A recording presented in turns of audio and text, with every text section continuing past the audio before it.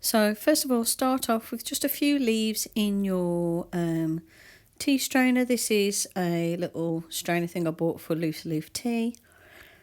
And place that in a cup, and what you need to do is add to that some boiling water. You don't need a lot of nettle leaves to make this. There's about 3 leaves in this. And at first it'll look like it's not doing anything, but then you need to leave it to steep for about 10 to 15 minutes. And as you can see, the water will start to change colour. It'll go somewhere between a greeny, amber sort of colour.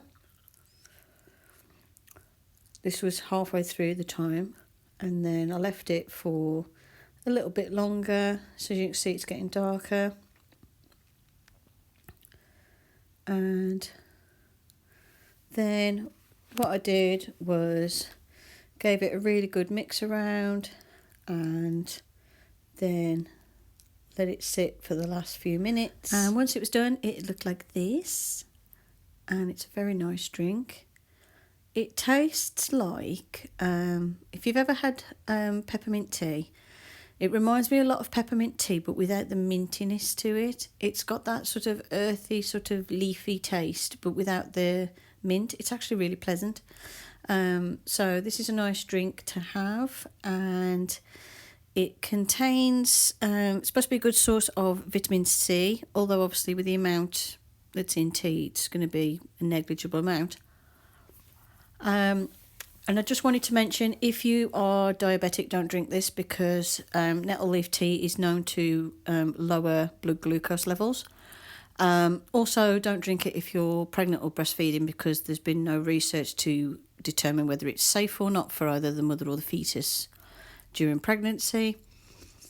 And obviously, if you're on long-term medication, it's best to avoid herbal teas and things unless you know straight from a doctor whether it will affect your medication or not. Because, for example, if you're on SSRIs, then if you drink grapefruit juice or eat grapefruit, that's a bad idea. It really badly interacts with SSRIs. So obviously be cautious. If you're on long-term medication, get doctor's advice first.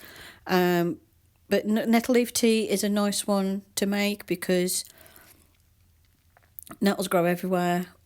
These are from my garden though, because you do need to make sure that you source your nettles from somewhere clean and pesticide free. So you need to not pick nettles that are by the roadside, because they'll have been absorbing the pollution from the cars.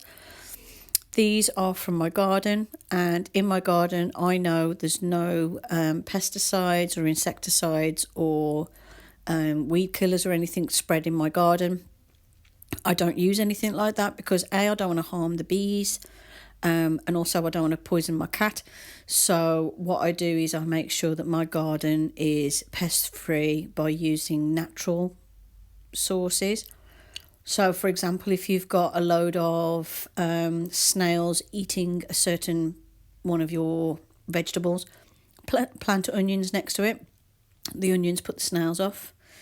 There's also like copper tape and stuff that you can do for snails. But yeah, I don't put anything in my garden that is not natural, that's toxic. So I know that my nettles are safe for me to pick. And what I did was I picked them, gave them a really thorough rinsing, make sure there's no bugs or anything on them. And then I laid them out on some kitchen roll and put some kitchen roll on top.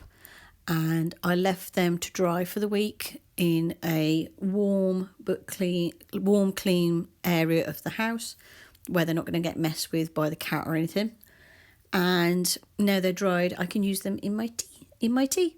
What you can also do as well is you can boil them and use them in place of spinach in recipes. And then what you can do is, obviously, once you've boiled the nettles, you can drink the water that's left over from boiling them as nettle tea. Or you can do what I did, where you just dry it and have it as a nettle tea. Nettles are also useful in protection workings. So, because obviously, think spiky, stingy. So like witch jars that are used to sort of deflect negative forces from yourself. if you believe you're under that sort of spiritual attack.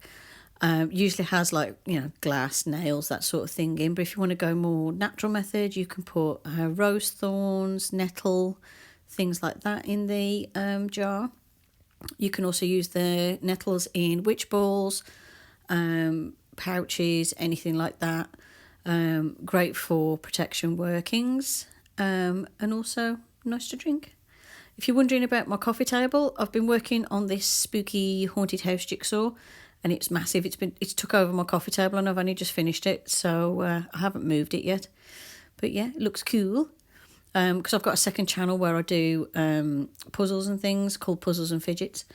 And yep, that's how to make a nettle leaf tea. Hope you enjoyed the video. Thank you for watching. Blessed be, and bye for now.